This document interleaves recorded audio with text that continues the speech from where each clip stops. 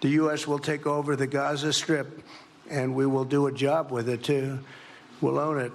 In a stunning and controversial announcement, President Donald J. Trump declared that the United States would take control of Gaza, relocate its 2.2 million Palestinian residents to neighboring countries such as Egypt and Jordan, and transform the region into the Riviera of the Middle East.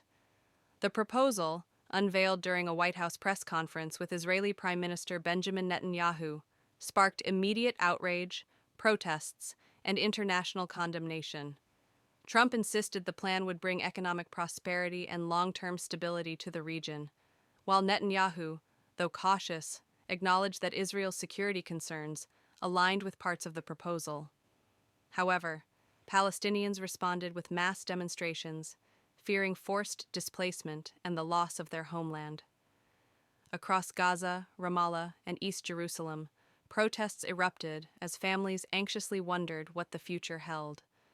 Palestinian Authority President Mahmoud Abbas called the plan an outrageous violation of human rights, while Hamas vowed to resist any attempt at forced removal, warning of unprecedented retaliation. The international response was swift and overwhelmingly negative. Egyptian President Hisham al-Masri called the plan reckless and destabilizing, while Jordan's King Abdullah warned of dire consequences for the region.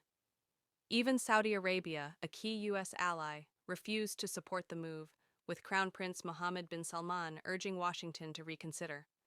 The United Nations Security Council convened an emergency session where France, Germany, and Russia condemned the proposal as a violation of international law. French President Emmanuel Macron warned it could trigger a global crisis, while Germany threatened economic sanctions against the U.S.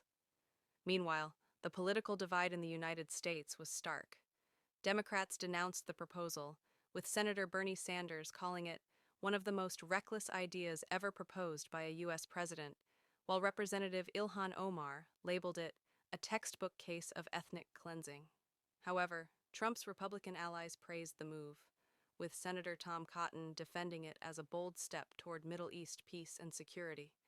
Conservative media outlets framed it as a strategic plan to eliminate Hamas and transform Gaza into an economic powerhouse. Behind the scenes, U.S. and Israeli intelligence agencies scrambled to assess the feasibility of such an operation. CIA Director David Ferguson questioned how millions of people could be relocated without triggering a humanitarian crisis, while Mossad Chief Eli Cohen warned of potential retaliation from Iran and Hezbollah. At the Pentagon, military officials analyzed the possibility of deploying U.S. troops to oversee the transition, but concerns grew over the risks of insurgency and prolonged occupation. As global protests escalated, thousands of demonstrators gathered outside the White House, waving Palestinian flags and holding signs that read, "No to forced displacement." Despite the backlash, Trump remained defiant, taking to Truth Social to declare, "Fake news media doesn't want peace. We will make Gaza great again." As tensions reached a boiling point, the world anxiously awaited whether this was mere rhetoric or the beginning of a dramatic and irreversible shift in Middle Eastern geopolitics.